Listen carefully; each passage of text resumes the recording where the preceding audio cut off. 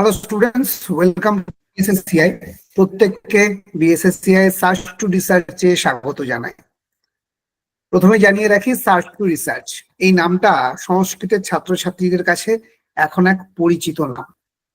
কারণ এই search to research পশ্চিমবঙ্গের বুকে সর্বপ্রথম এমন একটি প্ল্যাটফর্ম তৈরি করেছে, যে প্ল্যাটফর্মটা ছাত্রছাত্রী থেকে গবেষক হয়ে ওঠার যে গ্যাপটা, সেই গ্যাপটা পূরণ করার চেষ্টা করছে প্রতিনিয়ত।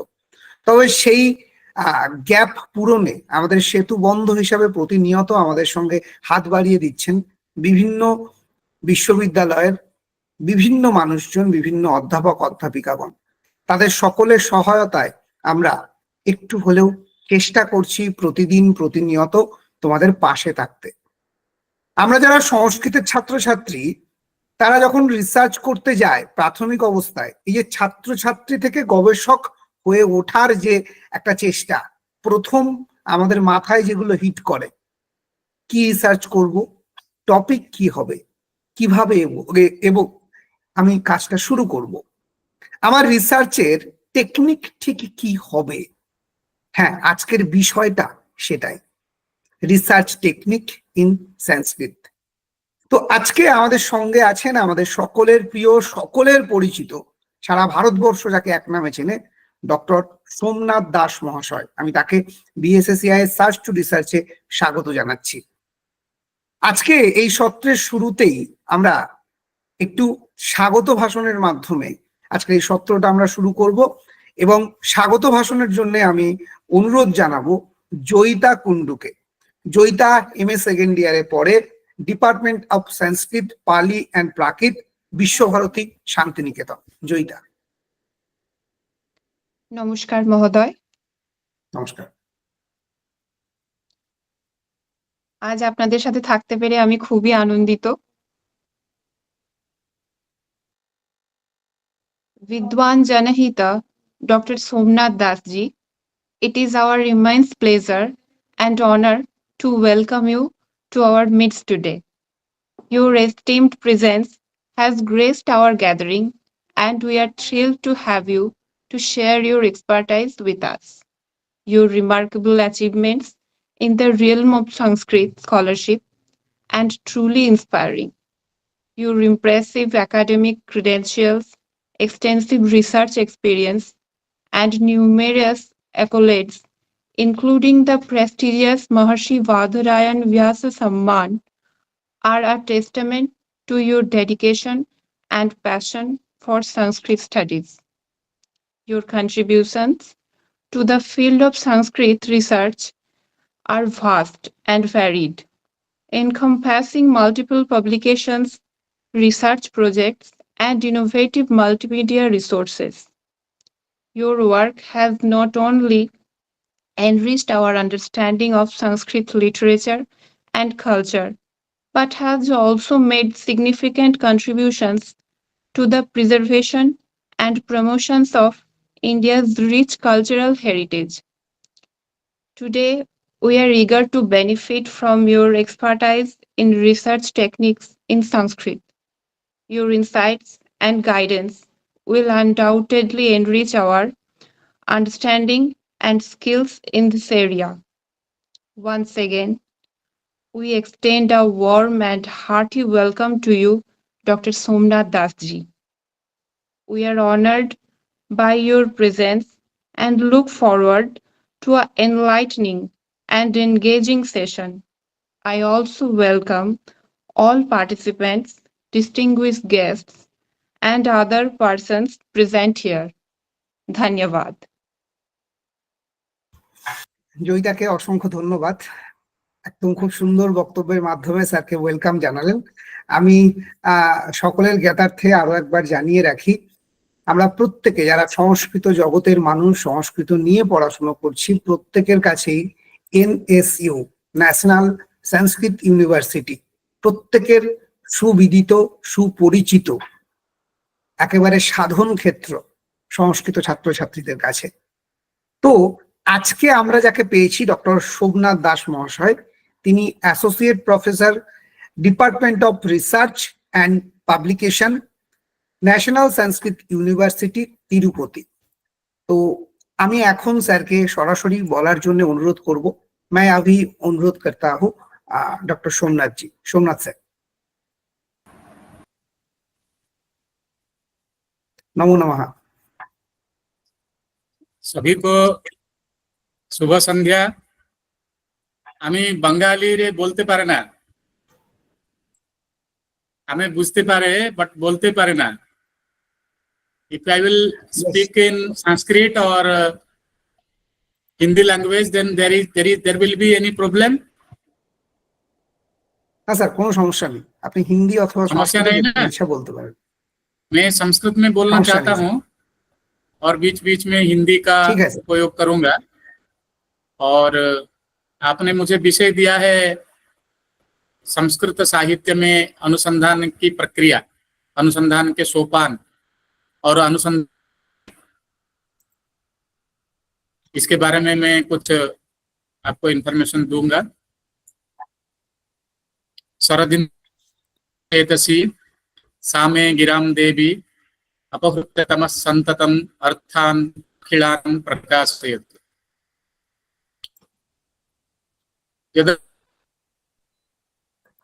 हम संस्कृत में अनुसंधान के क्षेत्र में विद्यावारिधि या वैयक्तिक रूप से कोई अनुसंधान करना चाहते हैं तो पहले विधियों के बारे में हमको जानना जरूरी है। अगर उसमें ही हमको मिलेगी, विधि के बिना कोई भी कार्य सफलता को प्राप्त नहीं करता है। विधि ही हमको समुचित लक्ष्य स्थल पर पहुंचाता है। अगर विधि सही नहीं होती है तो फिर हमारा सारा कार्य जो है विफल हो जाता है। इसीलिए हमको एक समुचित नक्शा बना के आरंभ से लेके अंत तक एक प्रकल्पना करनी चाहिए। प्रकल्पना तत्र भवेत्। हाइपोथेसिस द्वारा अस्माभिः अनुसंधान कार्यं प्रारभ्यते। यदि तथा न भवति तर्हि क्लेशः भवति। संस्कृत वाङ्मय में अनुसंधान नया नहीं है। अनुसंधान जो है वो हमारे अपराचीन काल से, वैदिक काल से अनुसंधान प्रक्रिया चलती आ रही है। यहाँ अनेक अनुसंधाता ज्ञान के क्षेत्र को और विज्ञान के क्षेत्र को अपना दान दिया है। ज्ञान क्षेत्र में, विज्ञान क्षेत्र में उनका अनुपम अतुलनीय योगदान है। आप वेद से लेके उपनिषद, ब्राह्मण ग्रंथ, आरण्यक ग्रंथ और वेदांग ग्रंथ, धर्मशास्त्र के ग्रंथ, पुराण के ग्रंथ और बाद में जो साहित्यिक साम्राज्य आपके सामने अभी दिखाई दे रहा है वो बिना अनुसंधान किया नहीं गया है। अनुसंधान के माध्यम से ही किया गया है और विधिबद्ध अनुसंधान से किया गया है। ज्ञान के क्षेत्र में और विज्ञान के क्षेत्र में, उभय क्षेत्र में हमारे पूर्वजों का योगदान अतीव अतुलनीय है। उन्होंने जो काम किया है वो बिना विधि का, बिना अनुसंधान पद्धति का किया नहीं है। अनुसंधान पद्धति के आधार पर ही किया है। और इस अनुसंधान का लक्ष्य अभी भी पहले जो था आज भी वही है। अनुसंधान का लक्ष्य वेद के काल में जो था आज भी अनुसंधान का लक्ष्य वही है। सोसाइटी ओरिएंटेड होना चाहिए। व्यक्ति के जीवन को, जीविका को सुलभ बनाने के लिए जो चाहिए उसको बनाना ही अनुसंधान का मूल लक्ष्य है, हमारे जीवन के लिए और जीविका के लिए। जीवन मतलब एक डिवाइन लाइफ, एक आत्मदर्शी लाइफ, एक पीसफुल लाइफ, उसी को जीवन कहते हैं। और उधर के लिए जो किया जाता है उस जीविका किया जाता है, और बनाने के लिए जो काम किया जाता है उसी को अनुसंधान पद्धति के माध्यम से किया जाता है। और वो हमारे पूर्वजों ने किया है और आज भी कर रहे हैं। तो मैं यहाँ विशेष रूप से अनुसंधान हमारे प्राचीन काल में कैसे हो रहे थे और हमारे प्राचीन ग्रंथों में विशेष करके वेद से लेकर आज तक जो भी साहित्य ग्रंथ रचे गए हैं, जो काव्य अलंकार आदि ग्रंथ रचे गए हैं, उस किस विधि का आश्रय लेके ये सब ग्रंथ रचे गए हैं और अनुसंधान के लिए वो क्या विधि बता रहे हैं, इसके बारे में मैं आपको कुछ ऐसे शास्त्रीय प्रमाण और शास्त्रीय शब्दों का उल्लेख करूंगा, शास्त्रीय लक्षणों का उल्लेख करूंगा, जिससे आपको पता चलेगा कि हमारे ग्रंथ, हमारे शोध प्रबंध आदि किसे लिखे जाएंगे और उस शोध प्रबंध को पूर्ण करने के लिए हमको किस मार्ग में जाना पड़ेगा। अगर वो जान जाएंगे तो हमारा चक्रव्यूह जो है, अभिमन्यु को पता नहीं था, वो तो घुस गया चक्रव्यूह के अंदर, लेकिन उस चक्रव्यूह से निकल नहीं पाया क्योंकि उसको निकलने के मार्ग पता नहीं थे, वो विधि पता नहीं था, इसीलिए वो निकल नहीं पाया। वैसे ही अनेक शोध प्रबंध जो हैं, शोध कार्य करने के लिए विश्वविद्यालय के स्तर में प्रवेश करते हैं, या तो वैयक्तिक रूप से आपने किसी भी नॉन प्रॉफिटेबल ऑर्गेनाइजेशन के अंदर अपना शोध कार्य चलाते हैं। ऐसे बहुत से अनुसंधाता हैं जो ये सब काम करते हैं, माने प्राइवेटली करते हैं और उपाधि पाने के लिए करते हैं, एक विषय का चयन करते हैं और विषय के आधार पर सामग्री आदि का संग्रहण करके उसको पूरा करके फिर अपना रिपोर्ट सबमिट करते हैं। विशेष रूप से यहाँ पे जितने भी हैं सब अनुसंधातृ हैं, यहाँ अनुसंधान करने वाले सारे विद्यार्थी हैं और कुछ ज्येष्ठ भी होंगे। तो उनके लिए संस्कृत साहित्य में क्या सोपान, क्या विशेषता, कैसे शास्त्र लिखने की परंपरा, ग्रंथ लिखने की परंपरा है, उसके बारे में मैं आपको कुछ बताऊंगा। अगर स्लाइड शेयर कर सकते हैं तो मैं स्लाइड शेयर भी कर दूंगा, अगर आप कर सकते हैं तो। यहाँ पे मैं स्लाइड शेयर करना चाहता हूँ। सर, आप कर सकते हैं जी, मुझे सूचित कीजिए। अगर लेक्चर मेरा लंबा हो जाए और कुछ बोरिंग लगे तो आप मेरे साथ इंटरेक्शन भी कर सकते हैं, प्रश्न भी कर सकते हैं। मैं आपको बोरिंग करना नहीं चाहता हूँ। शेयर हुआ, दिखाई दिया, स्लाइड आ गया? नहीं सर, अभी तो नहीं। हाँ सर, Yes, sir. शेयर हो रहा है, स्क्रीन दिख रहा है, लेकिन अभी तक स्लाइड नहीं दिख रहा है। आपका लैपटॉप का स्क्रीन दिख रहा है। अच्छा, सो शायद 1 मिनट, मतलब उसको ओपन करने से हो जाएगा। इसमें स्लाइड दिख रहा है, लेकिन स्लाइड का जो पेजेस है ना वो नहीं दिख रहा है। अच्छा,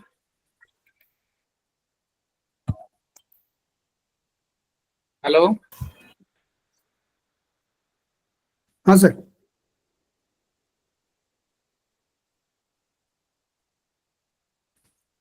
दिखा? स्लाइड दिखा? नहीं सर, स्लाइड तो नहीं दिख रहा है। दिखना चाहिए, क्यों नहीं दिख रहा है? एरर दिखा रहा है कुछ। आया? हाँ सर, हाँ सर, दिख रहा है। सो संस्कृत वाङ्मये अनुसंधान सूत्राणि, ये टॉपिक का नाम है।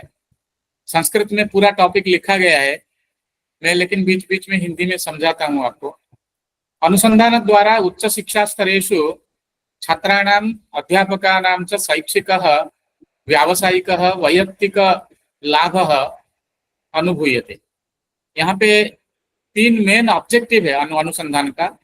एक तो अध्यापकों को प्रशिक्षित करा के समाजोपयोगी बनाना, छात्रों को भी समाजोपयोगी बनाना, और ये सबका, जितने भी अध्यापक और छात्र हैं उनके लिए शैक्षिक और व्यावसायिक और वैयक्तिक लाभ देना।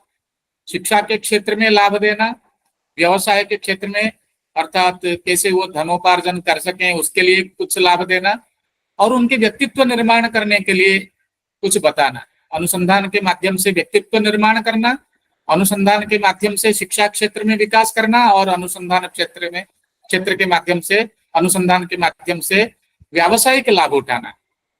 वस्तुतः अनुसंधानम नवीन शिक्षा सोपानम नास्ति।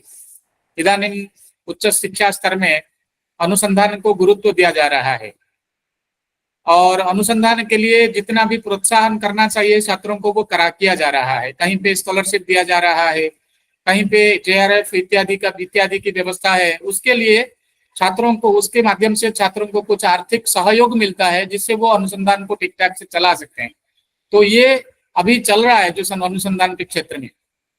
एतत् अनुसंधानम इदानीं यत् चलति तत् इदानीन्तन अनुसंधानं नास्ति, प्राचीनं वर्तते, अतीव प्राचीनं। पूर्व काले, पूर्व समय में पहले जो अनुसंधान हो रहा था वो सिर्फ आध्यात्मिक अनुसंधान था।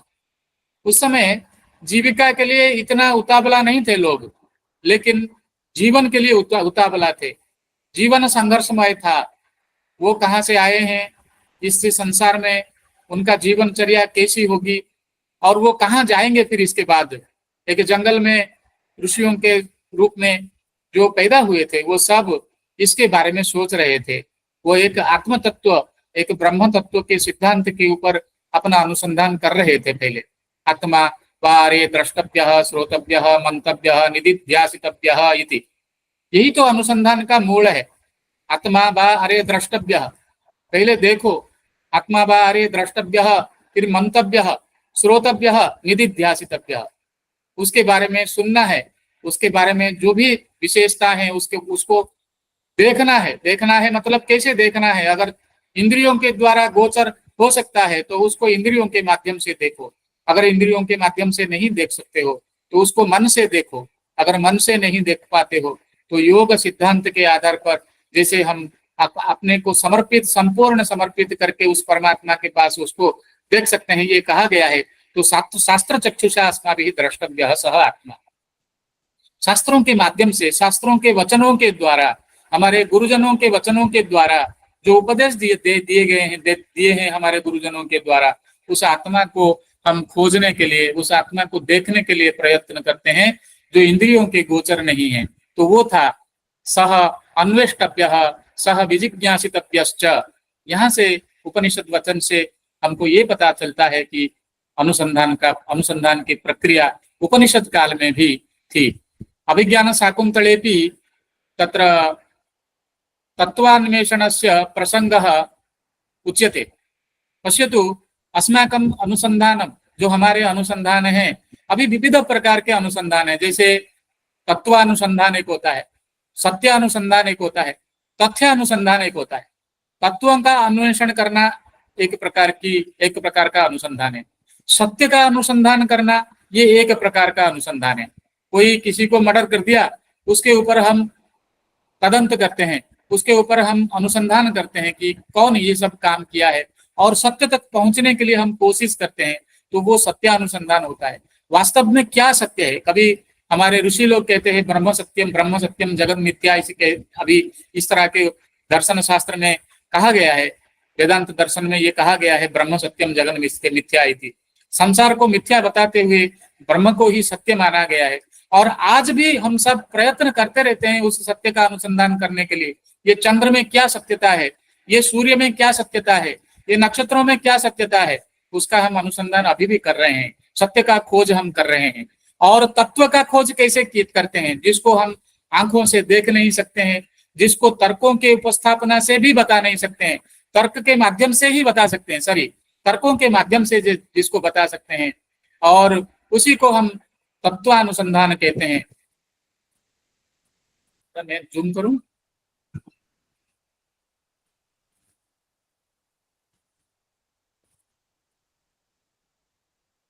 अक्षरेण लक्ष्यते यत्तु तर्केणैवोपलक्ष्य लभ्यते वाचा नैवोच्यते तस्य भावस्तु तत्वमुच्यते।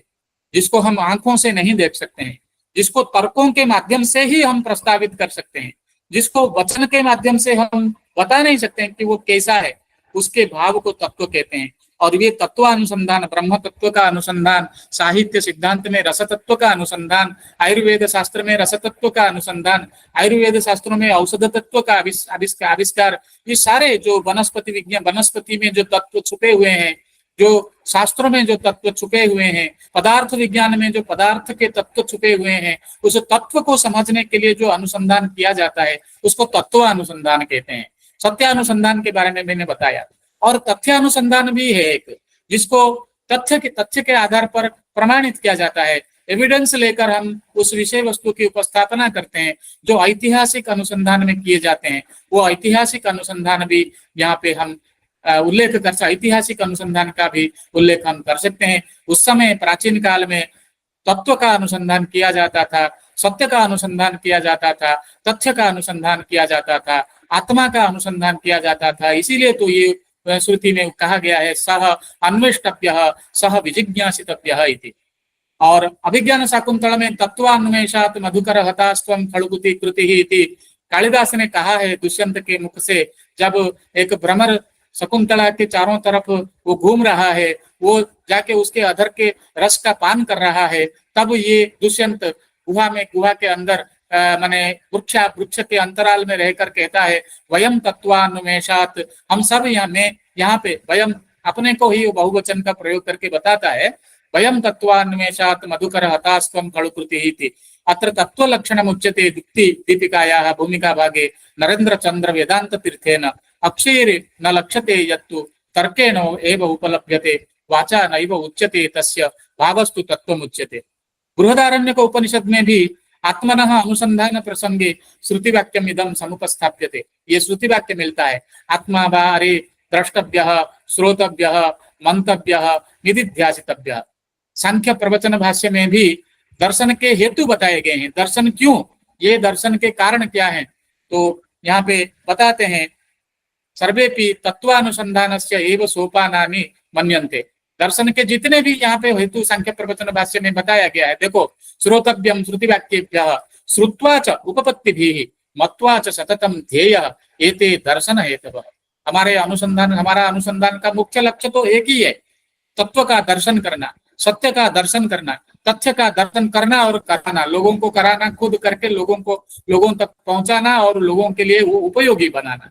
जब तक हम उस सत्य को, उस तथ्य को, उस तत्व को समझ नहीं पाएंगे, खुद देख नहीं पाएंगे, तो लोगों को कैसे दिखाएंगे। इसीलिए दर्शन के हेतु बताए गए हैं। श्रोतव्यः श्रुतिवाक्येभ्यः, श्रुति वाक्यों से हम उसको सुनेंगे, और श्रुत्वा च उपपत्तिभिः, उपपत्तियों के माध्यम से उसको बार बार मनन करेंगे और बार बार ध्यान करेंगे। यही तो दर्शन के हेतु हैं। जब हम किसी भी विषय वस्तु को लेके अनुसंधान करते हैं तो वहां पे पहले हम उसके बारे में कहाँ क्या क्या अनुसंधान हो चुका है, वही तो हमारे लिए श्रुति बनेंगे। मतलब पहले हमारे शास्त्रों में क्या लिखा गया है इसके बारे में, हमारे पूर्वजों ने इसके बारे में क्या सूत्र बनाया है, इसके बारे में लिटरेचर क्या मिलता है, उस लिटरेचर को पहले हम सुनेंगे, पढ़ेंगे, बार बार सुनेंगे, बार बार पढ़ेंगे, पढ़ के फिर उसको उपपत्तियों के माध्यम से मनन करेंगे और ध्यान करेंगे, तब जाके हमको सत्य का आविष्कार करने में हमें सामर्थ्य आएगा और तत्व का अनुसंधान करने के लिए हमारे पास सामर्थ्य आएगा। इसीलिए दर्शन हेतवः सांख्य प्रवचन भाष्ये ये अत्र दर्शन हेतवः प्रोक्ताः तेव अस्माकं कृते अनुसंधानस्य मूलं सूत्रं प्रयच्छन्ति। इसी से हमको दर्शन का माने अनुसंधान का मूल सूत्र प्राप्त होता है। न्याय दर्शन में 16 पदार्थ बताए गए हैं। देखो दर्शन में ये सारे 16 पदार्थ, यहाँ पे न्याय दर्शन में प्रमाण, प्रमेय, संशय, प्रयोजन, दृष्टांत, सिद्धांत, अवयव, तर्क, निर्णय, वाद, जल्प, वितंडा, हित्वाभास, छल, जाति, निग्रह, स्थानानां तत्वज्ञानात् निश्रेयसाधिगमः यहाँ पे कहा गया है। वो कहते हैं निश्रेयस का प्राप्ति अगर आपको करना है तो आपको 16 पदार्थों को ठीक ठाक से समझना होगा। अगर 16 पदार्थों को आपने उचित रूप से समझ लिया तो समझ लीजिए आपका अनुसंधान सफल हो जाएगा और आप निश्रेयसों को प्राप्त, अभ्युदय को भी प्राप्त करते हैं। यतो अभ्युदय निश्रेयस सिद्धि सधर्म, यहाँ पे कहा गया धर्म का लक्षण न्याय दर्शन में कहा है, जिसमें कहा गया है कि आपको निश्रेयस सिद्धि भी करना है और अभ्युदय भी प्राप्त कराना है। जो आपको अभ्युदय प्राप्त कराता है और जो आपको निश्रेयस के और लेके जाता है उसी को धर्म कहा जाता है। और वही धर्म जो है आपका अनुसंधान है। उस अनुसंधान के माध्यम से आप निश्रेयस को भी प्राप्त करेंगे, मोक्ष को भी प्राप्त करेंगे और अभ्युदय को भी प्राप्त करेंगे। यहाँ अभ्युदय का क्या तात्पर्य है? अभ्युदय का तात्पर्य है कि आप शरीर का अभिवृद्धि कर सकते हैं, आप अपने धन संपत्ति की अभिवृद्धि कर सकते हैं, आप अपने यश और कीर्ति की अभिवृद्धि कर सकते हैं, आप अपने राष्ट्र की अभिवृद्धि कर सकते हैं, आप जिस समाज में रहते हो उस समाज की अभिवृद्धि कर सकते हैं। तो वही तो धर्म है और अनुसंधान तो वही धर्म है। हमारा एक अनुसंधान कर्ता जो अनुसंधाता होता है उसका मूल धर्म यही होता है कि एक अच्छे तत्व का खोज करें और एक अच्छे सत्य का खोज करें और एक अच्छे तथ्य का खोज करें, जिसके आधार पर मानव जीवन सुलभ बन जाए। और ये जो धर्मानुसंधान कहा गया है, जिसको निःश्रेयस सिद्धि के सोपान बताए गए हैं, जिसको अभ्युदय सिद्धि के सोपान बताए गए हैं, वो षोडश पदार्थ न्याय दर्शन में बताए गए हैं। जैसे प्रमाण, प्रमेय, संशय, प्रयोजन, दृष्टांत, सिद्धांत, अवयव, तर्क, निर्णय, वाद, जल्प, वितंडा, हेत्वाभास, छल, जाति, निग्रह स्थान, ये 16 पदार्थ सारे रिलेटेड टू रिसर्च। हमारे जो भी आज रिसर्च पद्धति, रिसर्च अनुसंधान हम सब कर रहे हैं, इनके बिना कोई भी रिसर्च काम चल नहीं सकता है, कोई भी अनुसंधान का कार्य चल नहीं सकता है। ये सब एक एक अंग है अनुसंधान के। प्रमाण, वैलिड मीन्स ऑफ नॉलेज न भवति चेत कथम भवति। प्रमेय, ऑब्जेक्ट्स ऑफ वैलिड नॉलेज एतदपि अपेक्षते। डाउट न भवति चेत अनुसंधान कैसे आपका आरंभ हो सकता है। संशय से तो ही अनुसंधान का आरंभ होता है, समस्या से संशय आती है, संशय आता है, और संशय से ही अनुसंधान का आरंभ होता है। प्रयोजन, रिक्वायरमेंट होना चाहिए। अगर आप कोई भी अनुसंधान करते हो, उस अनुसंधान का अगर कोई प्रयोजन नहीं है, बिना प्रयोजनम तत् अनुसंधानम न करणीयम, तो तत्र किमपि अवश्यम एव प्रयोजनम भवेत्। यदि ऑब्जेक्टिव न भवति, रिक्वायरमेंट न भवति, कदापि अनुसंधानम न क्रियते न कार्यते च, अपि च तत् न चलति। प्रयोजनम अनुदिश्य न मंदोपि प्रवर्तते कहा भी गया है। तो जो भी अनुसंधान होता है, पहले हम अपने सिनॉप्सिस में ये बताते हैं कि उसमें उद्देश्य कथन होना जरूरी है। आप उद्देश्यों को बताना जरूरी है, ये अनिवार्य है आपको प्रयोजन बताना। बिना प्रयोजन के आपका अनुसंधान एक्सेप्टेबल नहीं होगा। इसलिए जब भी आप किसी भी अनुसंधान क्षेत्र में आप उतरते हैं अनुसंधान करने के लिए, तो पहले उसके प्रयोजन को समझ लेना चाहिए कि किस प्रयोजन से ये अनुसंधान में करने जा रहा हूं, इससे किसका क्या लाभ होगा। अगर नहीं है तो फिर उसको छोड़ देना चाहिए। और उसके साथ साथ जब आप किसी भी तथ्य के बारे में, किसी सत्य के बारे में, किसी भी तत्व के बारे में आप जब अनुसंधान करते हो, कोई भी प्रमाण देते हो, उसके लिए आपको दृष्टांत देना पड़ेगा, एग्जाम्पल देना पड़ेगा। एग्जाम्पल से लेते हो, एक दृष्टांत के माध्यम से उसको उपस्थापित करते हो। कभी कभी क्या होता है कि हम प्रमाण के बिना तो किसी वस्तु को सिद्ध नहीं कर सकते हैं, तो प्रमाण के आधार पर जब हम किसी भी वस्तु को सिद्ध करते हैं, तो वहां पे 4 प्रमाण बताए गए हैं न्याय शास्त्र में: अनुमान, उपमान, शब्द और प्रत्यक्ष। यहाँ पे उपमान प्रमाण और अनुमान प्रमाण जब हम सिद्ध करते हैं, अनुमान प्रमाण की उपस्थापना जब करते हैं किसी वस्तु को सिद्ध करने के लिए, या उपमान प्रमाण को किसी भी वस्तु को सिद्ध करने के लिए उपमान प्रमाण का आश्रय लेते हैं, तो वहां दृष्टांत का जरूरत होता है। एग्जाम्पल के माध्यम से हम उस प्रमाण को स्वीकार लेते हैं और उसको प्रूफ करते हैं कि ये विषय सही है या गलत है। फिर बाद में सिद्धांत करते हैं। एक जो भी हम रिसर्च करते हैं अनुसंधान के माध्यम से, जो भी हम तथ्य को या तत्व को या सत्य का आविष्कार करते हैं, उसको करने के बाद पूर्व पक्ष, उत्तर पक्ष आदि की व्यवस्थापना करते हुए एक कंक्लूजन निकालते हैं, सिद्धांत देते हैं, और उसके कई अवयव होते हैं। मेंबर्स ऑफ द तत्र सिलोगिज्म इति उच्यते, तदपि अवयवाः भवन्ति। तत्र तर्कः, हाइपोथेटिकल रीजनिंग अपि तत्र अस्माभिः स्थाप्यते, निर्णयः क्रियते, सेटलमेंट क्रियते, वादः डिस्कशन भवति, जल्पः रैंगलिंग भवति, वितंडा कैबलिंग भवति, हेत्वाभासः फैलेसी, ये भी चलता है वहां पे, और छल, कभी कभी क्विबलिंग भी होता है, कभी कभी जाति मतलब सोफिस्टिकेटेड रिफ्यूटेशन भी होता है, निग्रह स्थान मतलब पॉइंट ऑफ डिफीट भी होता है, कभी कभी पराजित भी होते हैं, कभी कभी विजय को भी प्राप्त करते हैं। तो ये जो 16 पदार्थ न्याय दर्शन में बताया गया है, इनको छोड़ के अनुसंधान कैसे चल सकता है?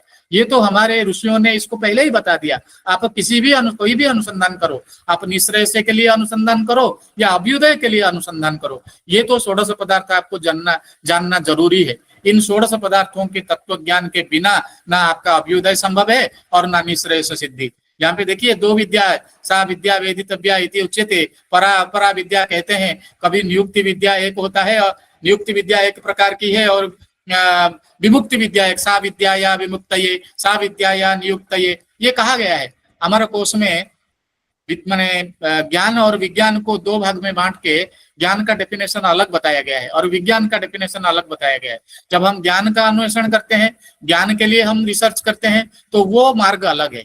जब विज्ञान के लिए रिसर्च करते हैं तो वो मार्ग अलग है। ज्ञान क्या है? बोलते हैं मोक्षेधि ज्ञानम, मोक्ष के लिए जो काम करते हैं और जो प्राप्त करते हैं उसको ज्ञान कहते हैं। मोक्ष के लिए हमको जो प्राप्त हो जाता है, भगवान की जगत जगत जगत के बारे में, अपने शरीर के बारे में, आत्मा और बुद्धि इंद्रिय 16 पदार्थ के साथ साथ पंचविंशति तत्व ज्ञान और एक ईश्वर तत्व, ये सब जब हम जान लेते हैं, उसको जानने के लिए कोशिश करते हैं, वो हमारा ज्ञान हो जाता है। उसको जब जान जाते हैं तो वो कहते हैं ज्ञान।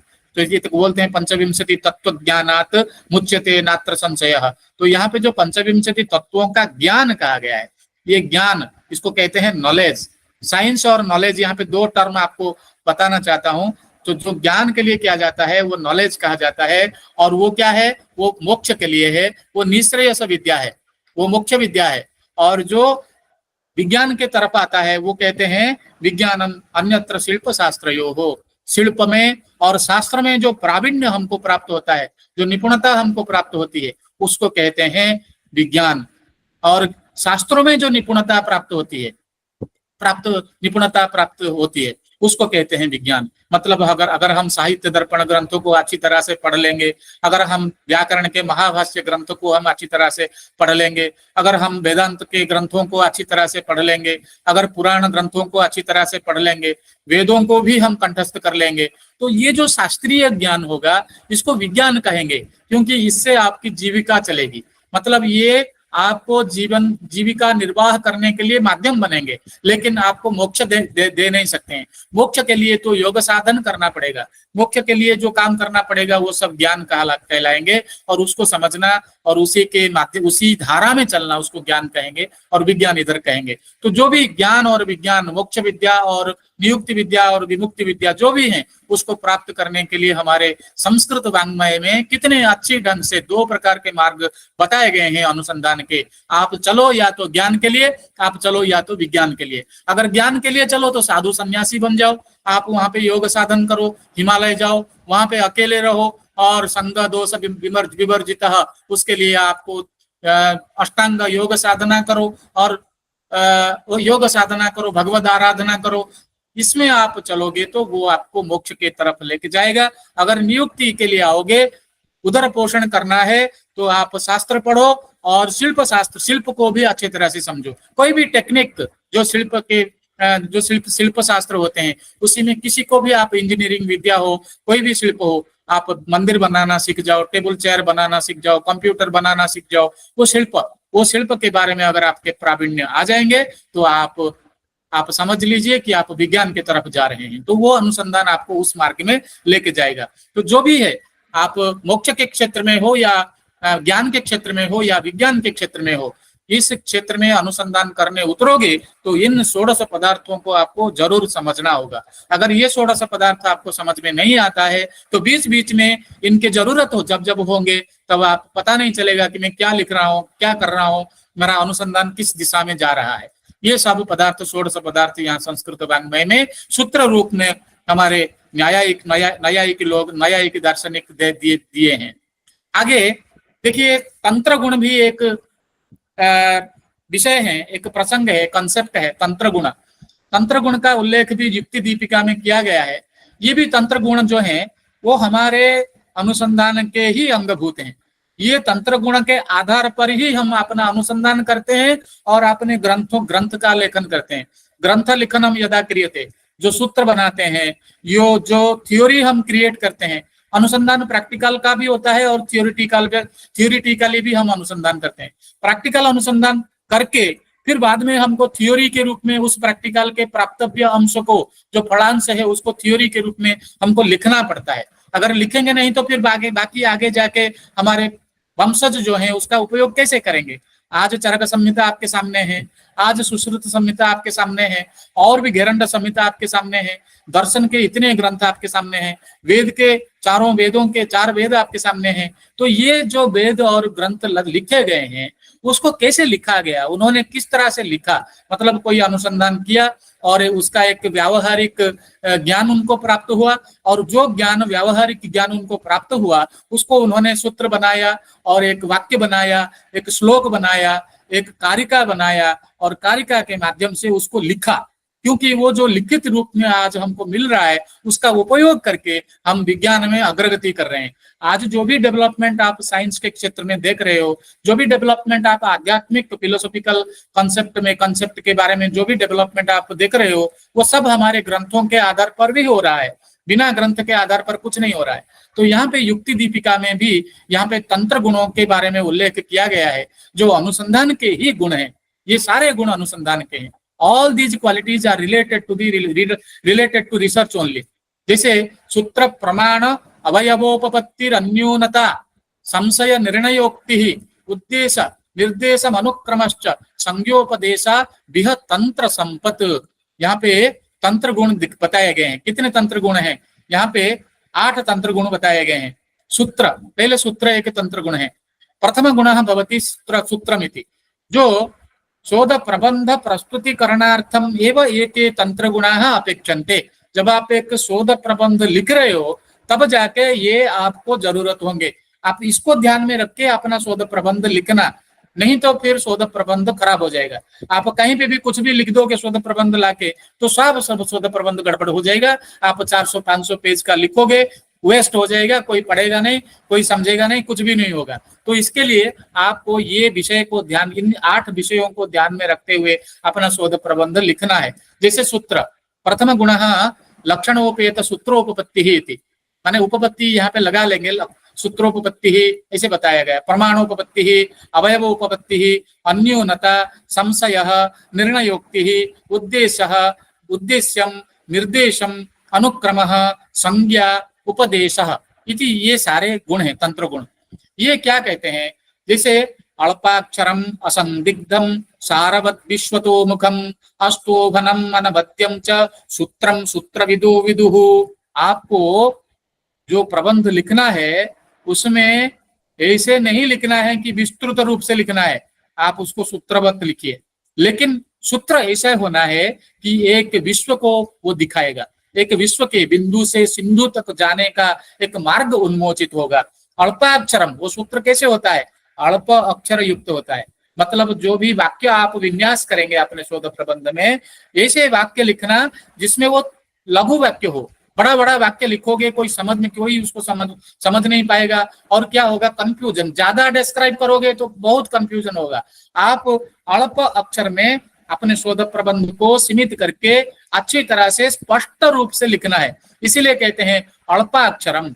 और वो जो वाक्य आप लिखेंगे उस वाक्य में कोई ऐसा शब्द सन्निवेशित नहीं करना जिसमें आपको संदेह पैदा करें, पाठक के मन में संदेह पैदा करे, भाई ये क्या लिख दिया इसने, ये क्या है, इसका क्या मीनिंग है, उसका स्पष्टीकरण उसको मिलेगा नहीं, तो वो पढ़ेगा नहीं आपके शोध प्रबंध को। और आपके जो खोज है, जो तत्व का, सत्य का और तथ्य का खोज है, वो अधूरा हो जाएगा। कोई व्यक्ति उसको पढ़ेगा नहीं। आज चरक संहिता हम सब पढ़ रहे हैं, बहुत उपयोग में आ रहा है हमारा, और उस ग्रंथ का उपयोग विज्ञान के क्षेत्र में भी किया जा रहा है। सूर्य सिद्धांत आज लोग पढ़ रहे हैं, कितने छोटे छोटे कारिकाओं में उन्होंने लिख दिया, कितने विषय लिख दिया, और उनके भाष्य बने, भाष्यों के भाष्य अभी बन रहे हैं। उससे क्या है? बिंदु से सिंधु तक जाने का मार्ग दिखा रहा है, वो छोटे छोटे बूंद बूंद सूत्र बन के। तो ये सूत्र जो है, जो वाक्य हमारे शोध प्रबंध में होंगे, उसको अल्पाक्षर में रखना है, अल्पे थोड़े थोड़े अक्षर में। बहुत लंबा लंबा वाक्य नहीं लिखना है, बहुत लंबा लंबा पैराग्राफ नहीं लिखना है, बहुत लंबा लंबा माने थीसिस के जो अध्याय है उसको बढ़ाना नहीं है। इसीलिए कहते हैं कि अल्पाक्षर। और असंदिग्ध, जो शोध प्रबंध में आप विषय लिखेंगे वो असंदिग्ध होना चाहिए, उसमें संदेह नहीं होना चाहिए। और क्या? वो कहते हैं सारवत, सारम यत् सारम अस्ति तदेव लिखतु तेन रिलेटेड किमपि अस्ति चेत् तन्न वदतु पुनश्च विश्वतो मुखम। मतलब वो सूत्र ऐसे होना है कि वो विश्व को दिखाएं, वो सूत्र सारे ब्रह्मांड के लिए बने और ब्रह्मांड का ज्ञान दे। ऐसे छोटे विषय होंगे, छोटे वाक्य होंगे, लेकिन उस वाक्य से आपको पूरा ज्ञान प्राप्त हो जाए, अनेक ज्ञान प्राप्त हो जाए। और क्या है? अस्तोभनम। अस्तोभनम मतलब अपुनरुक्ति ही, आप रिपीटेशन नहीं करेंगे अपने शोध प्रबंध में। ऐसा ना हो कि आप एक वाक्य लिख दिया और फिर उसी वाक्य को आप दूसरे पैराग्राफ में दोहरा दिया, ऐसे नहीं होना चाहिए। आप अस्तोभनम भी होना चाहिए। वो जो सूत्र, वो जो वाक्य आप अपने शोध प्रबंध में देंगे, वो कभी भी पुनरावृत्ति युक्त वाक्य ना बने, ऐसे ध्यान में रखते हुए अपने शोध प्रबंध के वाक्यों की संरचना करेंगे आप। और कहते हैं अल्पैहि अक्षरैहि असंदिग्धैहि विपुलम विषयम सारतः, जितने भी बहुत से विषयों को लेके आप उसको समराइज करके लिखेंगे। आप उसको ऐसे लिखेंगे समराइज करके, उसको संक्षेप में लिखेंगे और पुनरुक्ति नहीं होना चाहिए। ऐसे होंगे शोध प्रबंध ग्रंथ और ऐसे होंगे शोध प्रबंध के वाक्य। और भी कहा गया है लघूनि सूचितार्थानि स्वल्पाक्षर पदानि च सर्वतः सारभूतानि सूत्राणि आहुः मनीषिणः। देखिए सूत्र हमको बनाना है, फॉर्मूला हमको बनाना है, a+b² a² + b² + 2ab। छोटे से सूत्र में कितने गणित आप कर सकते हो, कितने बिल्डिंग बना सकते हो, कितने ब्रिज बना सकते हो, ठीक है ना। a+b⁵ a-b² छोटे छोटे सूत्र लिखे गए हैं, बट उस सूत्र से बड़े बड़े बिल्डिंग बनाए जाते हैं। तो इसीलिए हमको सर्वतः सारभूत तत्व को ग्रहण करते हुए अपने शोध प्रबंध के वाक्यों की संरचना करनी चाहिए और सूत्र की रचना करनी चाहिए। दूसरा तंत्र गुण है प्रमाण। एक तंत्र गुण हो गया अपना सूत्र के माध्यम से हमको लिखना है अपना विषय। दूसरा विषय है प्रमाण। जो भी हम अपने शोध प्रबंध में लिखेंगे उसको विदाउट एविडेंस नहीं लिख सकते हैं, वो कोई उसको ग्रहण नहीं करेगा। सप्रमाणम एवं मानादि मेय सिद्धि ही कहा गया है। प्रमाण के आधार पर ही वस्तु का उपन्यास हमको करना है। द्वितीय वस्तु तंत्र गुण अयम भवति प्रमाणोपपत्ति मानादि मेय सिद्धि इति सिद्धांतः दर्शन शास्त्रेषु उच्यते। प्रत्यक्ष, अनुमान, उपमान, शब्द, ये 4 प्रकार के प्रमाण हमारे दर्शनों में मिलते हैं। कहीं कहीं 6 प्रमाण मिलते हैं, कहीं कहीं 3 प्रमाण मिलते हैं, कहीं कहीं दार्शनिक एक ही प्रमाण को मानते हैं। प्रत्यक्ष प्रमाण जैसे चार्वाक आदि सिद्धांत, चार्वाक जो है सिर्फ प्रत्यक्ष प्रमाण को ही मानता है प्रमाण के रूप से। आंखों से जो दिखाई देता है, त्वचा से जो अनुभव हो रहा है, नासिका से जो आग्रहण हो रहा है, जिह्वा से जिस रसतत्व का आस्वादन हो रहा है, हम उसी को ग्रहण करेंगे और किसी को ग्रहण नहीं करेंगे। आप जो भी बता दो, आप ब्रह्म के बारे में बता दो, माया के बारे में बता दो, कुछ भी आप बता दो, हम उसको कुछ भी मानेंगे नहीं जब तक आप प्रत्यक्ष रूप से आप हमको समझाएंगे नहीं। तो कुछ लोग प्रत्यक्ष प्रमाण को मानते हैं, कुछ लोग 4 प्रमाण जैसे प्रत्यक्ष, अनुमान, उपमान, न्याय दर्शन में 4 प्रमाण को माने हैं, और जैसे सांख्य कारिका में 3 ही प्रमाण को मानते हैं। तो इस तरह से प्रमाण के आधार पर हम विषय की उपस्थापना करेंगे और विषय को दृढ़ीकरण करेंगे। विषय की दृढ़ता प्रमाणों के आधार पर ही होता है। अगर हम प्रमाण ठीक ठाक से नहीं देंगे तो हमारा शोध कार्य जो है असंपूर्ण रहेगा। अगर प्रमाण नहीं रहेगा तो ठीक नहीं रहेगा। कोई भी विषय, जैसे हम किसी भी साहित्य दर्पण में या साहित्य के बारे में, रस के बारे में लिखते हैं कि विभाव, अनुभाव, व्यभिचारी, संयोगात रस निष्पत्ति, ये किसने कहा? ना भरत ने कहा। तो एक शास्त्रीय प्रमाण हम यहाँ पे देते हैं, किसी ना किसी शास्त्र से, किसी ना किसी व्यक्ति विशेष के उद्धरण से हम प्रमाण उपस्थापित करते हैं। कभी कभी अनुमान के माध्यम से भी कुछ विषय बताते हैं और कभी कभी उपमान के आधार पर तुलनात्मक दृष्टिया किसी वस्तु को उपस्थापित करते हैं और कभी कभी शब्दों के शब्द प्रमाण के आधार पर, माने शास्त्रीय प्रमाण के आधार पर, या तो हमारे पूर्वजों ने रिसर्च करके जो बताया है अपने ग्रंथों में उसका उद्धरण देके हम अपना शोध प्रबंध लिखते हैं। तभी जाके हमारी विषय की दृढ़ता बनती है। इसीलिए शोध प्रबंध में प्रमाण जरूरी है। प्रमाण के आधार पर हमको शोध प्रबंध में विषय की उपस्थापना करनी चाहिए। फिर बाद में आता है अवयवोपपत्ति ही। ये तृतीय तंत्र गुण है। तृतीय तंत्र गुणो भवति अवयवोपपत्ति ही। जिज्ञासा, प्रतिज्ञा, वचः अवयवाः भवन्ति। हम एक जिज्ञासा करते हैं और एक प्रतिज्ञा करते हैं। एक छोटा सा उदाहरण में साहित्य दर्पण का देना चाहता हूँ। जिज्ञासा होती है, माने अनुबंध चतुष्टय होता है ग्रंथ के, तो उसमें एक जिज्ञासा होती है, किम नाम काव्यम, ये जिज्ञासा है। तो यहाँ पे प्रतिज्ञा किया जाता है, वाक्यम रसात्मकम काव्यम, ये प्रतिज्ञा है। प्रतिज्ञा मतलब जिज्ञासा के आधार पर हम जो सूत्र, जो सिद्धांत उपस्थापित करते हैं उसको प्रतिज्ञा कहते हैं। जिज्ञासादयः व्याख्यांगानि भवन्ति, प्रतिज्ञादयश्च परप्रत्यायनांगम इति उच्यन्ते। एवं प्रकारेण अवयवोपपत्तिः अत्र अपि तन्त्रगुणस्य एकः अंशः भवति अस्माकम् अनुसन्धान ग्रन्थ निर्माणावसरे। एवं संशय निर्णयोक्तिः। चतुर्थः तंत्रगुणः भवति संशय निर्णयोक्तिः। ये क्लियर है, आपके मन में डाउट आएगा, क्योंकि देखिए अनुसंधान का आरंभ तो संशय से ही होता है। पहले मन में हम संसार में अनेक समस्याएं देखते हैं, हर एक घर में, बाहर, समाज में, राष्ट्र में और विज्ञान के क्षेत्र में, परिवेश में अनेक समस्याएं हैं। कहीं जल को लेकर समस्या है, कहीं पानी माने अग्नि को लेकर समस्या है, कहीं कहीं पृथ्वी तत्व को लेकर समस्या है, कहीं कहीं वायु तत्व को लेकर समस्या है, पंच महाभूत तत्व जिसको कहते हैं, जिससे हमारी जीवन और जीविका जीवन संचरित है, उन पंच महाभूतों के आधार पर अनेक समस्याएं हैं। कहीं आकाश में समस्या है, कहीं अंतरिक्ष में समस्या है, कहीं ब्रह्मांड में जो भूलोक में समस्या है, कहीं भूलोक के नीचे अतल वितल सुतल तलातल रसातल महातल पाताल जो अधोलोक हैं, उस अधोलोक में कहीं कहीं भूकंप होता है, कहीं कहीं अनेक समस्याएं पैदा होते हैं, कहीं कहीं उल्कापात आदि होता है अंतरिक्ष से, कहीं कहीं स्वर्गलोक में समस्याएं होते हैं, कहीं बादल की समस्या है, कहीं बारिश की समस्या है, कहीं चक्रवात की समस्या है, कहीं कहीं हमारे घर में मारपीट की समस्या है, कहीं कहीं अष्टादश व्यवहार पद जो है हमारे धर्म शास्त्रों में बताया गया है, कोई किसी को मर्डर कर देता है, कोई किसी का लैंड लूट के ले लेता है। समस्या बहुलम इदम जीवनम भवति। हर एक समस्या को लेके मन में संशय होता है और उसी संशय को लेके अनुसंधान का आरंभ होता है। संशय निर्णयोक्ति, इसीलिए चतुर्थ तंत्र गुण। अगर संशय नहीं है तो अनुसंधान का आरंभ कभी भी नहीं हो सकता है। समस्या को लेके संशय से फिर एक एमर्जिंग ऑफ ए टॉपिक, आप एक विषय की कल्पना करेंगे, उसी से आपका अनुसंधान आरंभ होगा और जाके उसको आप आगे बढ़ाएंगे, तथ्य संग्रह करके, उसके ऊपर एक्सपेरिमेंट करके, उसके ऊपर रिव्यू करके, सर्वे करके, ये सारा चीज आपका ये होगा। और बाद में आता है उद्देश्य निर्देशनम। उद्देश्य प्रयोजन, मैंने कहा प्रयोजनम अनुद्देश्य न मंदोपि प्रवर्तते। आप अपने शोध प्रबंध में जरूर प्रयोजन का उल्लेख करें, प्रयोजन का उल्लेख नहीं करेंगे तो वो एक्सेप्टेबल नहीं होगा। वो क्यों, आपको कौन क्यों पढ़ेगा आपके ग्रंथ को? कहते हैं सर्वस्यैव हि शास्त्रस्य कर्मणो वापि कस्यचित् यावत् प्रयोजनम नोक्तम तावत् तत् केन गृह्यते।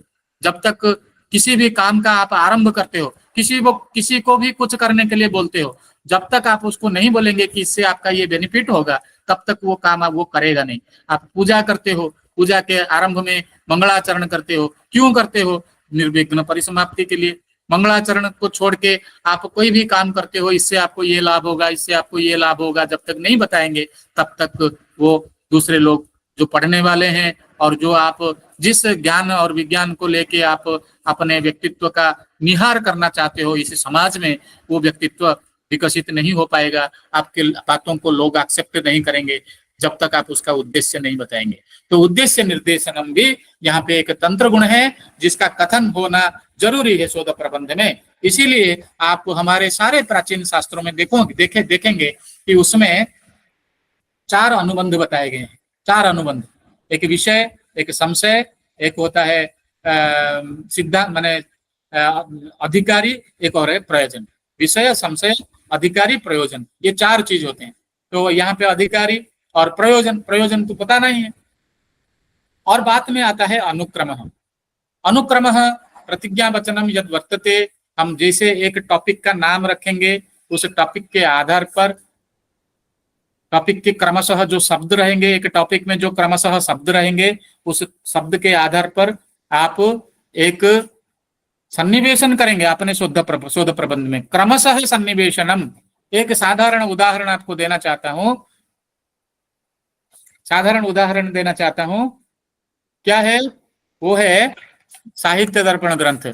साहित्य दर्पण ग्रंथ में उन्होंने एक लक्षण बनाया, वाक्यम रसात्मकम काव्यम दोषास्तस्य अपकर्षकाः उत्कर्ष हेतवः प्रोक्ताः गुण अलंकार रीतयः।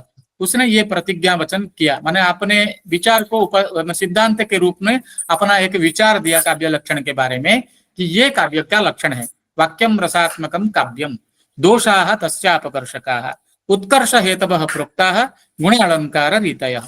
तो यहाँ पे जो लक्षण उसने बनाया है और उसी के आधार पर पूरे साहित्य ग्रंथ की संरचना वो कर रहा है। माने ग्रंथ कैसे लिख रहा है, तो वो अनुक्रम में लिख रहा है, एक अनुक्रम मतलब एक क्रमशः विषयों की उपस्थापना वो कर रहा है। कैसे? जैसे वो बताया वाक्यम रसात्मकम काव्यम, पहले बताया तो पहला शब्द जो है वो वाक्य है। तो द्वितीय परिच्छेद में, ये तो प्रथम परिच्छेद की कारिका है, जब द्वितीय परिच्छेद में वो जब लिखने जा रहा है तो वाक्य का पहले विश्लेषण करता है। वाक्यम स्यात् योग्यता आकांक्षा आसक्ति पदोच्चय, तो पहले वाक्यों को बताता है। फिर वाक्यम रसात्मकम काव्यम कहा तो फिर रस के बारे में सेकंड शब्द जो आया वो रस आया, तो तृतीय परिच्छेद में वो रस का विश्लेषण करता है। चतुर्थ परिच्छेद में उसी रस तत्व का विश्लेषण करते हुए वो बताता है ध्वनि और व्यंग्य काव्य के बारे में। पंचम में व्यंजनावृत्ति के बारे में बताता है, क्योंकि व्यंजनावृत्ति रिलेटेड टू शब्द और अर्थ, और शब्द और अर्थ दोनों रिलेटेड टू वाक्य। तो क्रमशः ये 5 परिच्छेदों में ये सारे बातें क्रमशः वो बताता है। वाक्यम रसात्मकम काव्यम, इसी को आधार बना के इस वाक्य में वाक्यम रसात्मकम काव्यम 3 शब्द हैं, 3 शब्दों में से क्रमशः जो जो शब्द आते हैं उसका उल्लेख भी वो क्रमशः करता है अपने ग्रंथों के दूसरे अध्याय में। तब आप भी जब शोध प्रबंध बनाएंगे, शोध प्रबंध में कोई भी आपका एक निर्णय होगा, उस जो टॉपिक आप लिखेंगे उस टॉपिक में जो शब्द रहेंगे उस शब्द के आधार पर आप अपना विषय वस्तु उपस्थापना करते रहेंगे, क्रमशः करते रहेंगे। नहीं तो ये क्या करेंगे आप, रस के बारे में पहले बता देगा, फिर वाक्य के बारे में बाद में बताएगा, और ध्वनि गुणीभूत व्यंग्य के बारे में जाके 10वें परिच्छेद में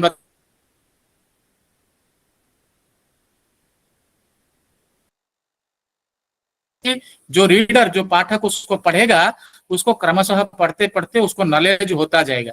नहीं तो नहीं, पहले आप कोई सिद्धांत को लाके इधर रख देंगे, 1 नंबर को 2 नंबर में, 4 नंबर को 3 नंबर में, 10 नंबर को लाके 5 नंबर में इधर उधर करके रखेंगे, तो that will be very difficult to the readers, और कुछ भी समझ में नहीं आएगा। इसलिए अनुक्रम एक तंत्र गुण वहां पे बताया गया है। जब आप शास्त्र लिखेंगे तो शास्त्रों में अनुक्रम होना जरूरी है, माने क्रमशः विषय वस्तु की उपस्थापना होना जरूरी है। फिर बाद में संज्ञा, जब आप कोई डेफिनेशन करेंगे, कोई तथ्य आपको मिला, कोई सत्य आपको मिला, कोई तत्व आपको मिला, तो उस तत्व को छोटे से विषय में सूत्र में आप एक डेफिनेशन बनाएंगे, डेफिनेशन करेंगे, संज्ञा देंगे, और उस संज्ञा को आप अपने शोध प्रबंध में लगाएंगे। और बाद में उपदेश, कंक्लूजन, संज्ञा बनाएंगे और बाद में उपदेश करेंगे, कंक्लूजन करेंगे। This is the perfect way to write, to compose your research thesis. ये तंत्र गुण के आधार पर आपको रिसर्च थेसिस लिखना है। तो थेसिस लिखने के लिए कितने सूत्र हमारे संस्कृत वाङ्मय में बताया गया है, कितना टेक्निक बताया गया है, मुझे तो ये भी नहीं पता, माने स्पष्ट नहीं होगा कि वैदेशिक लोग आज रिसर्च मेथोडोलॉजी के बारे में इतने बातें करते हैं, लेकिन ये तंत्र गुण जो बताए गए हैं इसके आधार पर और शोध प्रबंध लिखने की विधि और क्या होगी। ये कितने सुंदर विधियां यहाँ पे बताए गए हैं शोध प्रबंध लिखने के लिए। शोध प्रबंध विषय वस्तु कीदृशं भवेत् इत्यपि विचारे राजमार्तण्डे उच्यते। दुर्बोधम यदतीव तद् विजहति स्पष्टार्थमित्युक्तिभिः स्पष्टार्थे स्वति विस्तृतिं विदधति व्यर्थैः समासादिकैः अस्थानेनुपयोगिभिश्च बहुभिः जल्पैः भ्रमं तन्मते श्रोतॄणाम् इति वस्तु विप्लवकृतः सर्वेपि टीकाकृतः। देखिए, टीका लिखेंगे, कोई भी रिसर्च करेंगे, कुछ विषय वस्तु की उपस्थापना करेंगे, आलोडन करेंगे, विश्लेषण करेंगे, अलग अलग प्रकार के रिसर्च होते हैं। विश्लेषणात्मक अनुसंधानम ये भी होता है, संश्लेषणात्मक अनुसंधानम, एनालिटिकल स्टडी माने करते हैं, सर्वे करते हैं, अलग अलग प्रकार के हम अनुसंधान करते हैं। लेकिन जब हम ये सब लिखते हैं शोध प्रबंध में, तो दुर्बोधम यत अतीव दुर्बोधम, जो वस्तु अति दुर्बोध होता है, जहां समझ में नहीं आता है, उस ना समझने वाले वस्तु को हम स्पष्ट रूप से लिखेंगे, उसको छोड़ देंगे। जिसको समझ में नहीं आता है उस शब्द को हम वहां पे कभी भी नहीं लिखेंगे, उसको छोड़ देंगे, और भी कोई सरल शब्द निकालेंगे और उस शब्द को वहां पे देंगे। और स्पष्टार्थम उक्ति भी स्पष्टार्थम एवं वस्तु स्पष्टार्थम रचयति टीकाकृतः, और स्पष्टार्थे स्वपि अति विस्तृतिं विदधति, स्पष्ट को भी अति विस्तृत रूप से, व्यर्थ ही समास आदि, व्यर्थ समास संधि ये सब नहीं बनाना है शोध प्रबंध में। ये सब बनाएंगे तो सिर्फ प्रौढ़ता प्रदर्शन करने के लिए आप सोचोगे कि आप मैं विद्वान हूं, इतना बड़ा शोध प्रबंध लिख दिया, इतने बड़े बड़े वाक्य बना दिया, समास लंबा लंबा समास जैसे कादम्बरी में है, इस तरह के समासोक्ति के माध्यम समास के माध्यम से मैंने अपना विषय वस्तु का उपस्थापन कर दिया, तो ये आपके लिए गलत है। आप जितना स्पष्ट हो सके, जितना सरल हो सके, उतने सरलता से स्पष्ट रूप से अपने वाक्यों का विनाश करें। और अननेसेसरीली कुछ भी इधर उधर मत लिखिए। जो भी है ये लिखा है, नामूलम लिख्यते किंचित नानपेक्षित मुच्यते। आमूल चूड़ लिखना नहीं है कि वेद में आप किसी नारी के बारे में, सीता के बारे में लिख रहे हो तो आप 15 पेज का सीता के बारे में लिखो। वेद से लेके उपनिषद में क्या क्या कहाँ कहाँ सीता के बारे में क्या क्या है, पूरा संसार लिखेंगे तो पूरा टोटली वाचस्पत्य बनेगा, फिर एक वाचस्पत्य सीता के लिए बनेगा। इसीलिए आमूल चूड़ ऐसे वर्णन भी नहीं करना है और अनपेक्षित भी कुछ नहीं बोलना है। जिसको जरूरत नहीं है उसको बोलना नहीं है। आप इधर उधर तू ता मैं मां करके लिखेंगे, चबई तू ही करके, तो वो सब बेकार हो जाएगा। शब्द भी ठीक ठाक से देना है और अपेक्षित वस्तु देना है, अपेक्षित शब्द देना है, अपेक्षित वाक्य देना है। ये कुछ ऐसे राजमार्तंड में शोध प्रबंध लिखने के लिए कुछ विषय बताए गए हैं। देखिए और भी एक श्रृंगार प्रकाश में, समय तो नहीं हुआ भाई? No sir, we can continue. No, sir. अगर मुझे समय होगा तो आप बता दीजिए, हम स्टॉप करेंगे। बहुत से विषय हैं।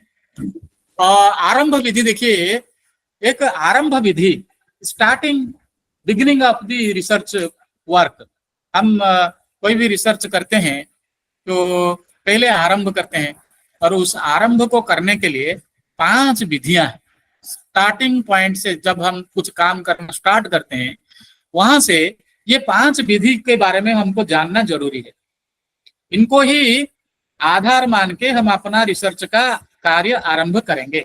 देखिए रिसर्च का कैसे स्टार्टिंग होता है, पहले समस्या होगी, समाज में कोई ना कोई समस्या आपके सामने आएंगे और उस समस्या को निराकरण करने के लिए कैसे निराकरण करूं, इसके लिए आपके मन में संशय आएगा और उसी संशय से आप एक टॉपिक इमर्ज करेंगे। उस माने एक टॉपिक वहां से निकलेगा, एक विषय वस्तु वहां से, one topic will be doubt. आप डाउट से, वो संशय से वो टॉपिक एक निकलेगा और उस टॉपिक को आप शोध शीर्षक का नाम देंगे और नाम देके एक सिनॉप्सिस बनाएंगे कि ये टॉपिक है और इस टॉपिक के ऊपर मैं ये काम करना चाहता हूँ, इसका प्रयोजन ये है और यहाँ पे ये मेथोडोलॉजी में यूज करना चाहता हूँ। और क्रमशः 3 साल का मेरा जो जर्नी है, मेरी जो यात्रा है, उस 3 साल की यात्रा में या 5 साल की यात्रा में, 3 साल का 5 साल का होता है, कभी कभी 6 साल, कभी कभी 10 साल भी लग जाता है, लोग अपना काम पूरा नहीं कर पाते हैं। लेकिन जो भी रिसर्च का ये जर्नी है, उस जर्नी में मुझे क्या क्या करना है, उसके लिए आपको एक रोड मैप बनाना पड़ता है। और वो रोड मैप जो बनाते हैं वो रिजल्ट नहीं होता है, वो एक हाइपोथेसिस होता है, एक प्राकल्पना होता है। एक प्राकल्पना के आधार पर आप एक रोड मैप बनाते हो, उस रोड मैप में आप अपना काम करते हो, उसके लिए डाटा संग्रह करते हो, कभी कभी आप उसमें एक्सपेरिमेंट करते हो, कभी कभी लैबोरेटरी एक्सपेरिमेंट भी होता है, कभी कभी शास्त्रों का अध्ययन भी होता है, कभी कभी फील्ड वर्क भी होता है, कभी कभी विशिष्ट व्यक्तियों के साथ साक्षात्कार करके आप उनके अनुभव को भी गैदर करते हो। तो जितने भी आप काम करते हो, ये काम करने के बीच में एक 5 विधि के बारे में श्रृंगार प्रकाश में भोजराज ने अच्छा बात बताया। इसको रिसर्च थीसिस राइटिंग रिसर्च के एरिया में इस सूत्र का उल्लेख करना जरूरी है।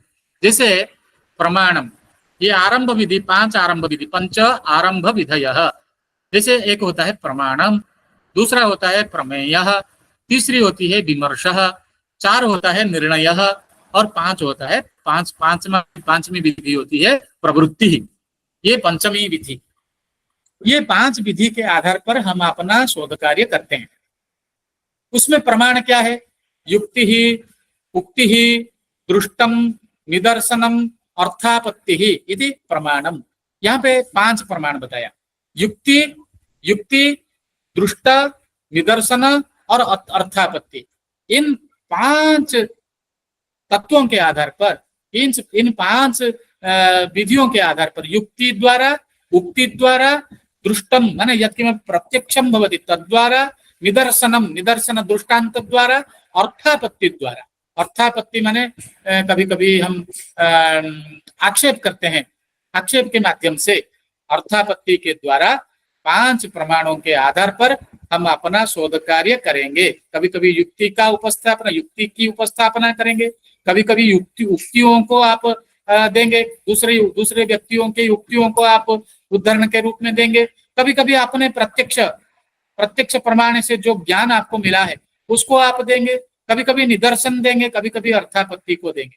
ये 5 प्रमाण के आधार पर अपना शोध कार्य आप करेंगे। फिर प्रमेय मतलब आप जो भी रिसर्च करेंगे उसमें एक प्रमेय वस्तु तो अवश्य ही रहेगा।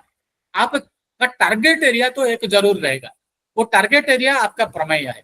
मतलब जिस विषय के ऊपर आप अनुसंधान करना चाहते हो, जैसे मैं आपको बोला कि आप तुलसी के ऊपर अनुसंधान कीजिए, तो आप तुलसी के बारे में जब अनुसंधान करेंगे तो तुलसी आपका टारगेट एरिया है, वो टारगेट ऑब्जेक्ट आपका तुलसी है, उस ऑब्जेक्ट के ऊपर आप रिसर्च करते रहेंगे। उसी तरह से यहाँ पे प्रमेय कहते हैं, उस टारगेट ऑब्जेक्ट को आप प्रमेय कहते हैं। वो ऑब्जेक्ट कितने प्रकार के हैं, वो कहते हैं वो ऑब्जेक्ट 5 प्रकार के हैं। हर एक का यानी यहाँ पे 5 बताया, 5 आरंभ विधि बताया, हर एक विधि में 5 सब टॉपिक्स होते हैं। वो सब टॉपिक्स आपको रिसर्च के और आपको लेके जाएगा।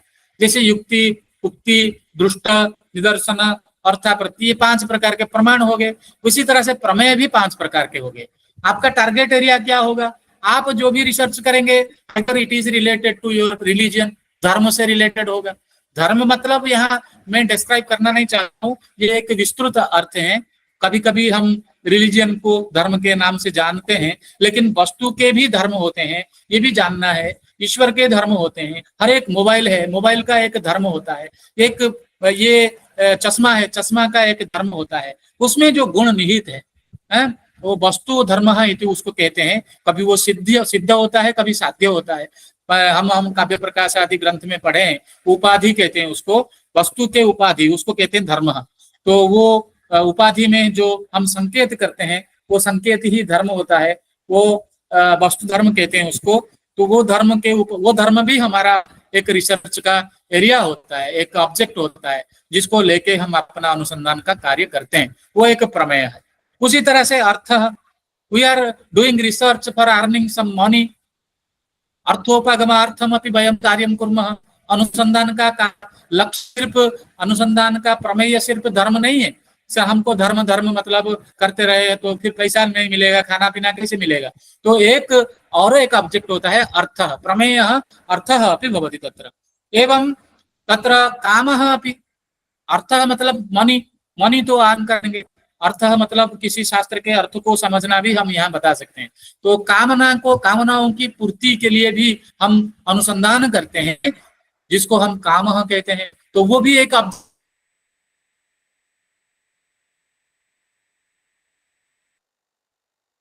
मन में है।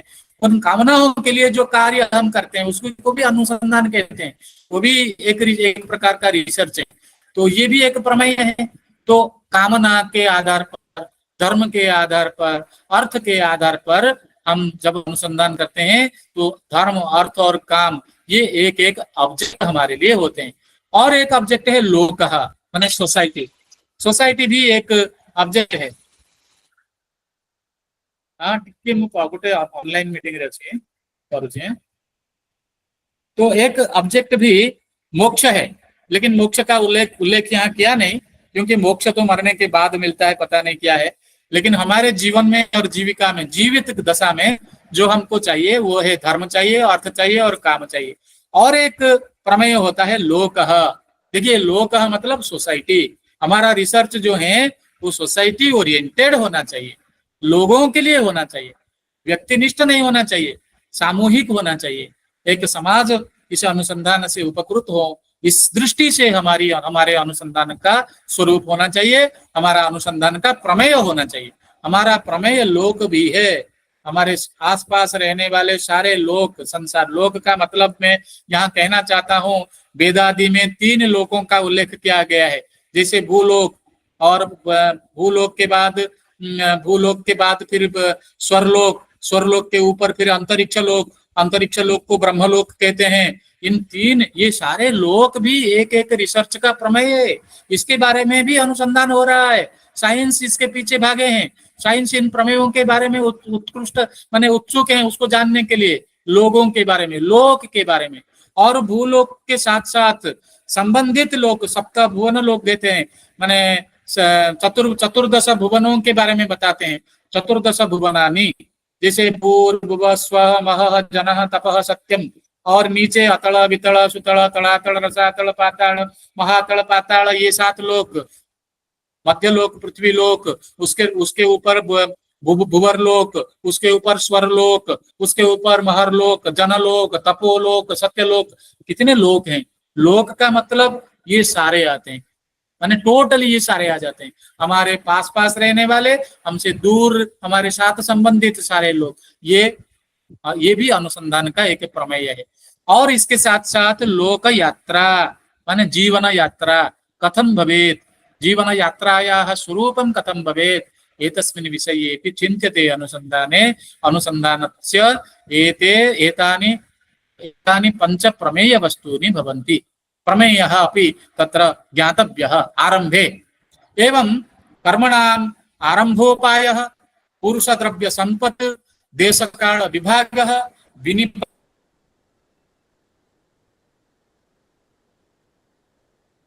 हमारे पास प्रमाण है, हमारे पास प्रमेय नाम का एक वस्तु है, मतलब हमारा रिसर्च एरिया हमारे पास है, हमारे पास रिसर्च टॉपिक आ गया, और उस टॉपिक को हम प्रमाण के आधार पर उपस्थापित करेंगे। कैसे उपस्थापित करेंगे? तो विमर्श करके उपस्थापित करेंगे। विमर्शनम, विमर्शनम इत्युक्ते पंच विमर्शाः अत्र प्रोक्ताः। कर्मणाम आरंभोपायः, how can I start this project, how can I start my research work, ये कर्मणाम आरंभ उपायः चिन्त्यते यत्र सह भवति आरंभोपायः विमर्शः। कर्म आरंभ करेंगे कैसे? मान लीजिए किसी ने किसी रूम को कलर करने के लिए रूम में प्रवेश किया, अब उस रूम को कलर करना वो स्टार्ट कर दिया। वो कहाँ से स्टार्ट किया, कहाँ से आरंभ किया? तो दरवाजे के सामने वो स्टार्ट कर दिया, और नीचे फ्लोरिंग वगैरह कलर करके एक कोने में जाके वो फंस गया। फिर तो वो उसको फिर निकल नहीं पाया, वो अभिमन्यु चक्रव्यूह में फंस गया, अब निकल नहीं पाया। अब कैसे आरंभ करना है अगर आपको समझ में नहीं आएगा तो बाद में आपका रिसर्च पूरा नहीं होगा, अधूरा रह जाएगा। इसीलिए विमर्श करना चाहिए आरंभ के बारे में, कर्मों के आपके अनुसंधान का आरंभ का विमर्श करना चाहिए। फिर बाद में पुरुष द्रव्य संपत्, when you are going to start your research, आरंभः अपि चिन्तितः, I will start my research from this step, from this point I will start my research, I will start my journey. लेकिन आपको ये भी ध्यान में रखना है, ये भी विमर्श में उतारना है कि उसमें पुरुष द्रव्य संपत्ति लाभ भवति वा न वा। Whenever my research materials are available और नॉट, मैं कोई रिसर्च करने के लिए उसमें प्रवेश करता हूँ, बट माय रिसर्च मटेरियल्स, जो सामग्री मेरे लिए चाहिए वो सामग्री अवेलेबल है कि नहीं, उसके बारे में भी थोड़ा आरंभ में विचार कर लेना चाहिए, विमर्श कर लेना चाहिए। इसलिए कहते हैं द्वितीय विमर्शः भवति पुरुष द्रव्य संपत् विचारः। पुरुष के माने जो लोग, उचित समुचित लोग मुझे मिलेंगे नहीं मिलेंगे, और उसके लिए समुचित द्रव्य मुझे मिलेगा नहीं मिलेगा, समुचित तथ्य मुझे मिलेगा नहीं मिलेगा, शास्त्रों में ये सब बताए गए हैं नहीं बताए गए हैं, जो मटेरियल है, स्टडी मटेरियल है, जो रिसर्च मटेरियल है, वो मिलेगा नहीं मिलेगा, इसके बारे में आप सोच लेना है, और इसको ध्यान में रखते हुए अपना शोध का कार्य आरंभ करें। इसलिए आरंभ विधि में विमर्श में सेकंड विमर्श ये होता है, पहले तो आरंभ के बारे में सोच लेना है, कहाँ से आरंभ करूं। दूसरा कि आप मुझे मटेरियल मिलेंगे नहीं मिलेंगे, उसके बारे में सोच लेना है।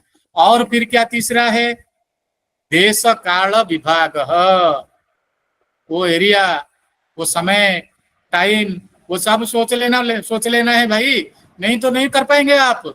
Whenever my thesis will be completed within 5 years or not, you have to think about it.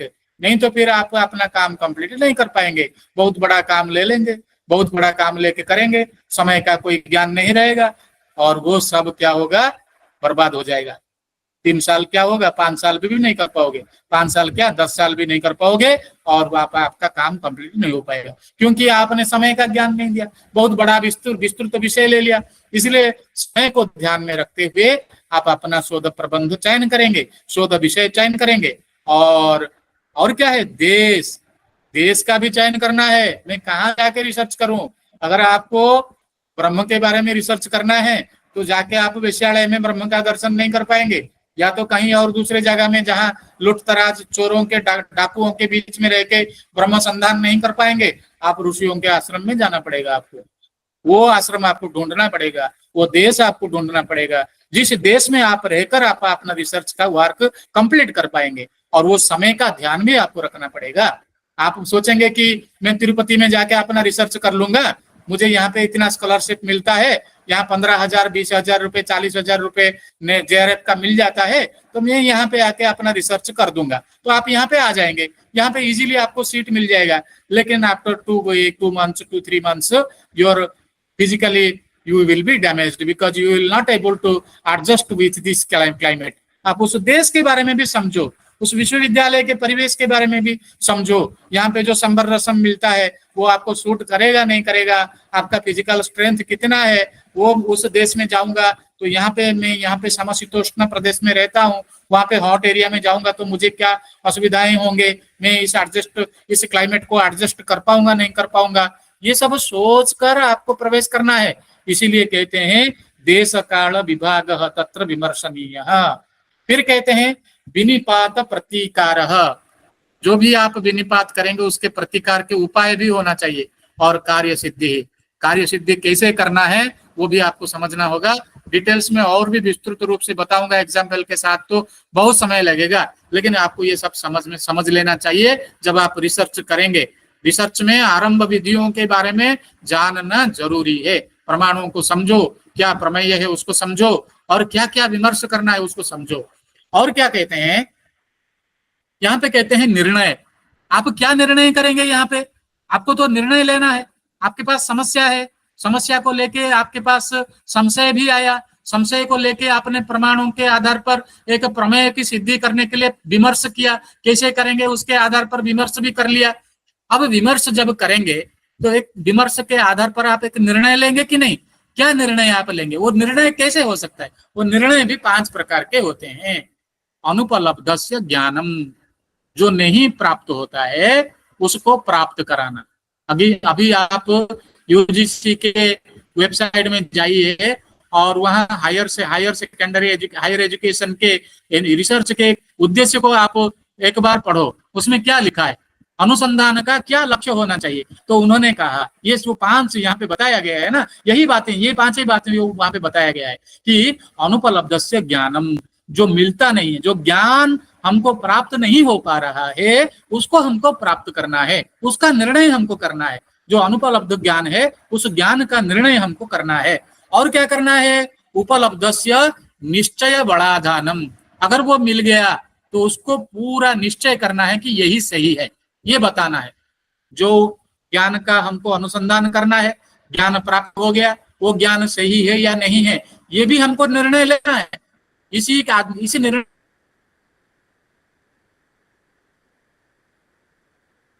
के आधार पर ही हम तत्र प्रवृत्त होंगे, अपने प्रवृत्ति ही तत्र निवृत्ति, प्रवृत्ति निवृत्ति निर्णय में। तो उपलब्धस्य ज्ञानस्य निश्चय बड़ाधान एवमेव अद्वैतस्य संशय उच्छेदनम। कभी कभी ऐसे विषय आ जाएंगे हमारे सामने, दोनों हमको सच्चे लगेंगे, ये भी लगेगा वो भी लगेगा, अद्वैत लगेंगे, वो उसमें कुछ पता भी नहीं चलेगा कि ये सही है कि ये गलत है। तो उसमें से संशय निकालना भी निर्णय करना है और संशयों का दूर करना।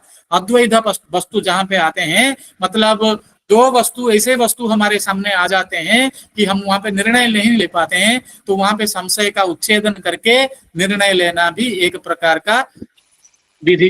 की विधि है। तो ये सारे बातें हमको ध्यान में रखना है। एक देश दृष्टस्य शेषोपलब्धि, जहां पे थोड़ा सा कुछ दिख रहा है हमको पूरा देखना है। माने हम देखेंगे कि यहाँ पे थोड़ा सा तैल दिख रहा है तो वहां पे भूखोदन स्टार्ट हो जाता है और वहां पे पूरा वहां पे तेल निकाला जाता है। कहीं कहीं हमको छोटा सा वस्तु बीज के रूप में कुछ दिखता है, फिर बाद में बिंदु के रूप में कुछ दिखता है, और बाद में धीरे धीरे धीरे धीरे हम उसके तरफ बढ़ते हैं और पूर्ण रूप से उस वृक्ष को प्राप्त कर लेते हैं। इसीलिए जैसे बीज से लेके वृक्ष बड़े बड़े बड़े माने छोटे बिंदु को देख के सिंधु तक हम जाते हैं, तो इसी तरह से एक देश दृष्टस्य एकस्मिन् स्थले सामान्य रूपेण तद् वस्तु दृश्यते तद् वस्तु दृष्ट्वा तस्य संपूर्ण रूपेण उद्घाटनम एतदपि निर्णय अयमपि निर्णयः भवति। इसको भी हम निर्णय कहते हैं। और विपर्यय चिकित्सा जो विचिकित्सा अस्ति खलु तत्र चिकित्सा अस्माभिः करणीया एवं अस्ति तत्र निर्णयः। तदनन्तरं प्रवृत्तिः अलब्ध लाभार्थः जो नहीं मिलता है उसको प्राप्त करने के लिए हम अनुसंधान करेंगे। लब्ध परिरक्षणार्थः जो प्राप्त होते हैं उसके प्रिजर्वेशन एंड प्रोटेक्शन के लिए हमको प्रयत्न करना चाहिए। रक्षिताभिवृद्ध्यर्थः जो प्रिजर्व्ड एंड प्रोटेक्टेड हैं उसको हम कैसे एनहांस करेंगे, उसको कैसी उसकी अभिवृद्धि कैसे करेंगे, उसके लिए भी अनुसंधान है, वही एक प्रवृत्ति है। और वर्धितस्य उपयोगार्थ खाली बढ़ा के रखने से नहीं होगा, जो बढ़ा के रखे हैं उसका प्रयोग कैसे करेंगे, लोग इसका उपयोग कैसे करेंगे, उसके लिए भी आपको अनुसंधान करना है। और उपयोग पर्याप्तार्थश्चेति उपयोग हम कितने लिमिटेशन तक करते हैं उसके लिए भी हमको अनुसंधान करना पड़ता है। प्रवृत्ति, this is the main theme. प्रवृत्ति के बारे में आरंभ विधि आपको प्रवृत्ति की ओर लेके जाएगा, प्रवृत्ति की ओर लेके जाएगा। आप अनुसंधान में प्रवृत्त होंगे तो अनुसंधान का उद्देश्य यही है, पांच, ये पांच उद्देश्य ही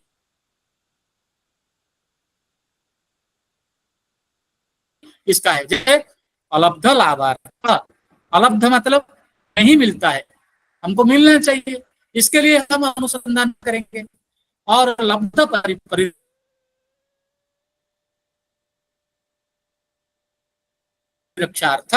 जो लब्ध प्राप्त हो गए, हमको धन मिल गया, हमको वस्त्र मिल गया, मिल गया, हमको धान्य मिल गया, हमारे save this properties, these properties को हमको कैसे, जैसे परिवेश को हमको कैसे प्रिजर्व करना है। अभी देखो वेद हमको मिल गए, वेद की सुरक्षा कैसे करेंगे, प्रिजर्वेशन और प्रोटेक्शन कैसे किया गया था, मौखिक परंपरा में उसका प्रोटेक्शन किया जाता था। तो अलब्धस्य लाभः भवति एवं लाभस्य परिरक्षणमपि अनुसंधाने क्रियते। तदनंतरम यत्किमपि रक्षितम, अभी भांडागार में जाके धान्य रख दिया, सब्जी रख दिया, गोभी आलू सब सेट कर दिया, मैंने जमा करके रख दिया। बस जमा करके रखने से तो नहीं होता है ना, उसको अब क्या करना है, उसको बढ़ाना है।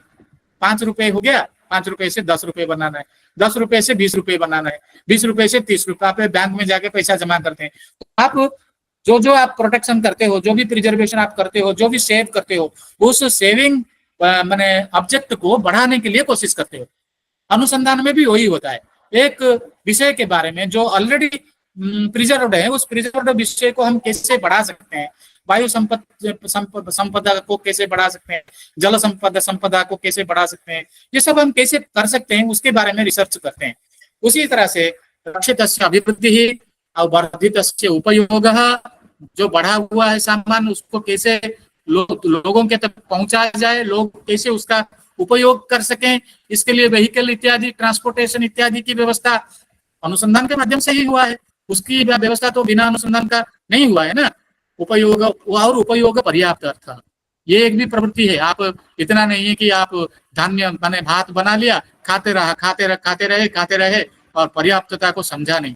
पर्याप्तता को समझना है, कितने परिमाण में एक मेडिसिन में, कितने परिमाण में कितने माने ये देना है, माने जो मॉलिक्यूल्स देना है, एटम्स देना है, उसमें कितने रासायनिक पदार्थ मिश्रण करना है, उस परिमाण को भी समझना है।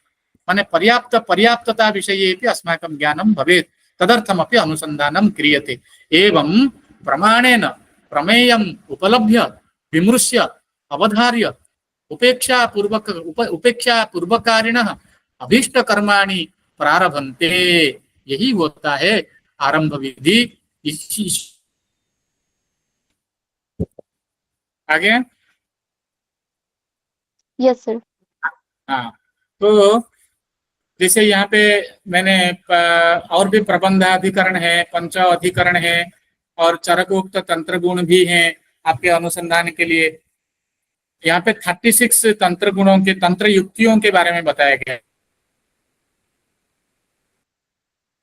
जिसे योग, हेत्वर्थ, पदार्थ, प्रदेश, उद्देश्य, निर्देश, वाक्य शेष, प्रयोजन, अलग इनके सारे लक्षण आपको चरक संहिता, सुश्रुत संहिता में मिलेंगे।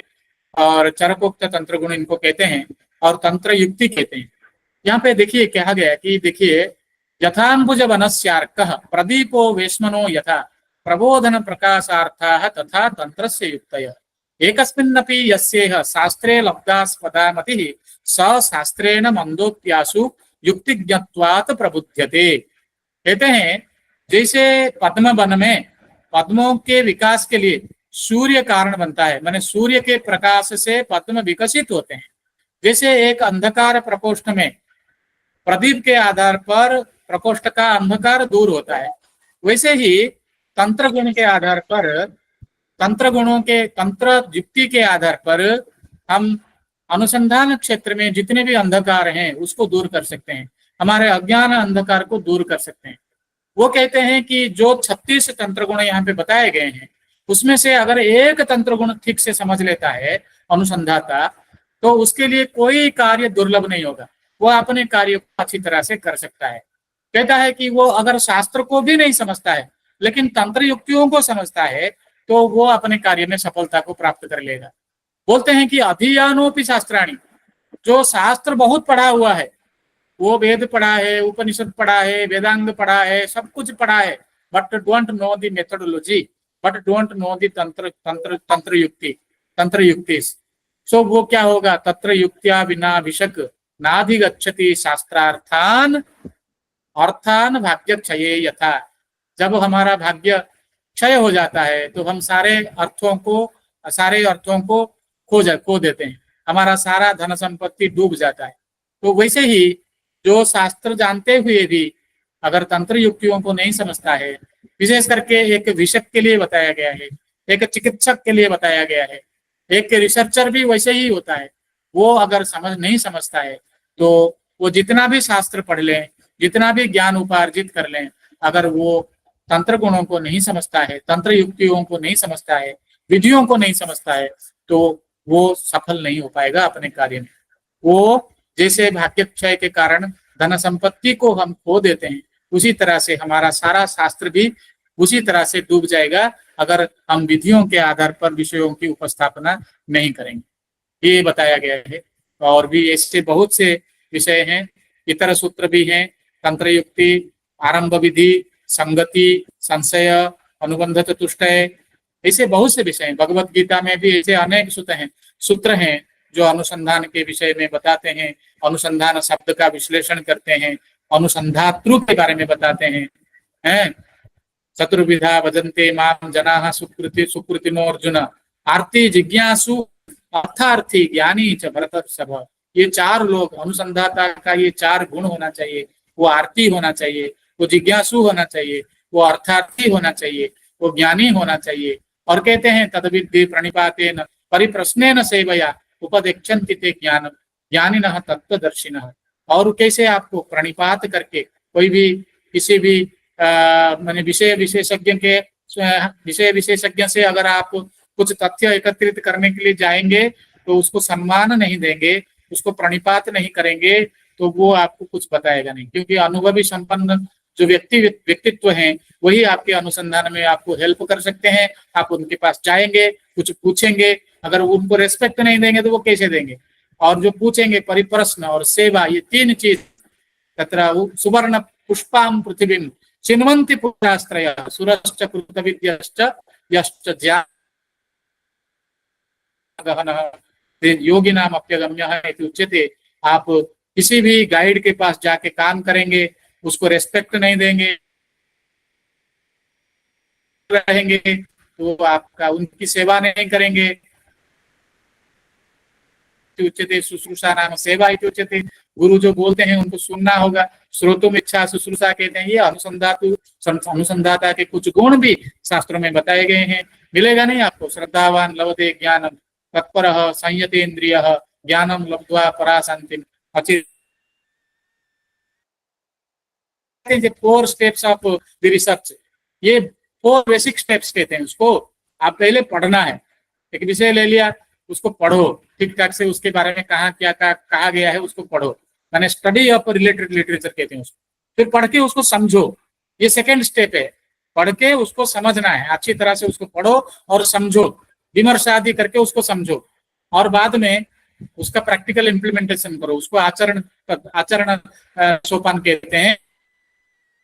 Publishing of my article, publishing of our articles, research scholar जो है अपने जो तथ्य प्राप्त करता है, जो सत्य तथ्य प्राप्त करता है, जो रिजल्ट प्राप्त करता है, जो परामर्श प्राप्त करता है, उसको पब्लिश करता है, तो उसको वो प्रणयन करता है। कहाँ पे पब्लिश करता है? रिसर्च पेपर के रूप में, मैगजीन्स में प्रकाशित करता है, कहीं कहीं न्यूज़पेपर में प्रकाशित करता है, कहीं ग्रंथों के रूप में प्रकाशित करता है, लोग उसको पढ़ते हैं। तो इसीलिए पहले प्रायोगिक रूप से उसको आचरण में प्रयोग करके फिर बाद में उसको प्रैक्टिकल प्रयोग कर प्रैक्टिकली दिखाओ। तो ये सारे विषय हैं, और इस तरह से शोध रूपरेखा संस्कृत वाङ्मये बहुधा तत्र प्राप्यन्ते शोध सूत्राणि बहुधा वर्तन्ते संस्कृते एव वर्तन्ते। I am not giving any example और एनी डेफिनेशन और any methodology from eastern culture, western culture. सब ईस्टर्न सोसाइटी में जो भी हमारे संस्कृत शास्त्र में यहाँ पे लिखा गया है उसी को ही मैं बता रहा हूँ। तो ये पेरुजल ऑफ स्टडी, डाइजेशन और एक्सपीरियंस और एप्लीकेशन, ये चार हैं। और प्रचारण, प्रचारण माने टीचिंग और डेलिवरेंस इति उच्यते, तत्सर्वम् अस्माभिः क्रियते इति। एवं प्रकारेण शोध छात्राणां कृते शोध कार्य प्रारंभात् शेषं यावत् यानि यानि कर्माणि सम्पाद्यन्ते तेषु तेषु सर्वेष्वपि कार्येषु विधीनां सूत्रं संस्कृतवाङ्मये प्राप्तुं शक्यते।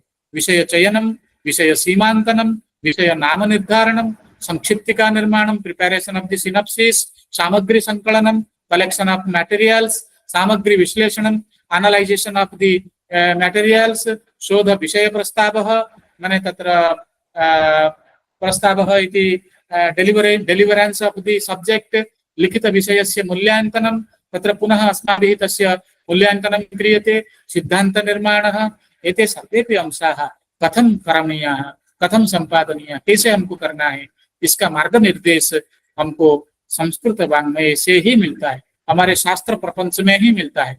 इतना कहकर मैं अपनी वाणी को विराम देता हूँ। आपने मुझे कुछ बोलने के लिए मौका दिया। ज्ञानम किमुच्यते तत्र किमुच्यते गोदुग्धम वाटिका पुष्पम, गोदुग्धम वाटिका पुष्पम विद्याधनम तथैव च दानेन वृद्धिमायाति क्षयम आयाति संचयाति इति। हमारे पूर्वजों ने ये लिखा है। गोदुग्धम, गाय के दूध को अगर आप जमा करके रखेंगे फ्रिज में 2-4 दिन तो वो फट जाएगा, नष्ट हो जाएगा। गोदुग्ध को वितरण करो, गाय के दूध को वितरण करो। ओमफेड कंपनी आज बन गया है, तो वो दाने न वृद्धि आयाति। आप गाय के दूध को निकाल के जितना वितरण करते रहोगे गाय उतना दूध देती रहेगी। गोदुग्धम वाटिका पुष्पम, और वाटिकाओं में फूल खिलते हैं, उन फूलों को